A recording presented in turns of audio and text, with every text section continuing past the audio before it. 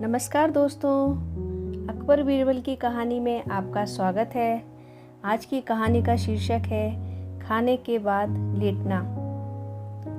दोपहर का समय था।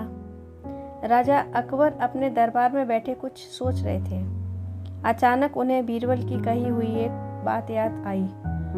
उन्हें याद आया कि एक बार बीरबल ने उन्हें एक कहावत सुनाई थी जो कुछ इस तरह से थी, खाने के बाद लेटना और मारने के बाद भागना एक सयाने मनुष्य की निशानी होती है।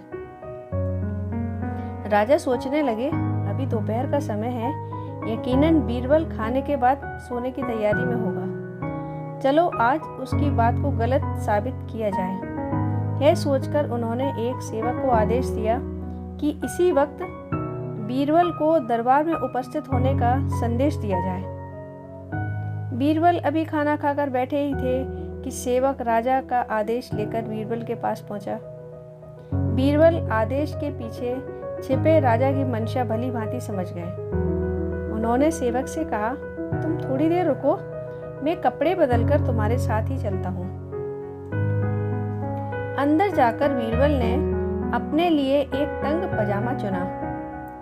पजामा तंग था तो उसे पहनने के लिए उन्हें बिस्तर पर लेटना पड़ा।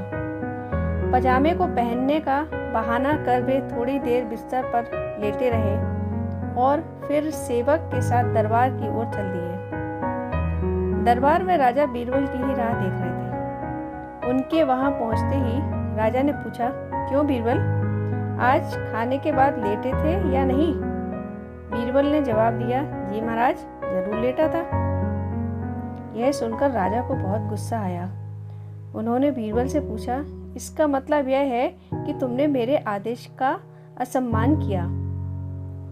तुम उसी समय मेरे सामने क्यों उपस्थित नहीं हुए? इसके लिए मैं तुम्हें सजा देता हूँ।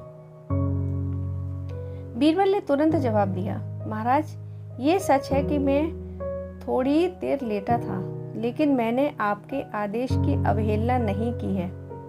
आपको मुझ पर यकीन न हो तो आप सेवक से इस बारे में पूछ सकते हैं। हाँ, ये अलग बात है कि मुझे इस तंग पजामे को पहनने के लिए बिस्तर पर लेटना पड़ा था। बीरबल की इस बात को सुनकर अकबर हंसे बिना न रह सके और उन्होंने बीरबल को दरबार से जाने दिया।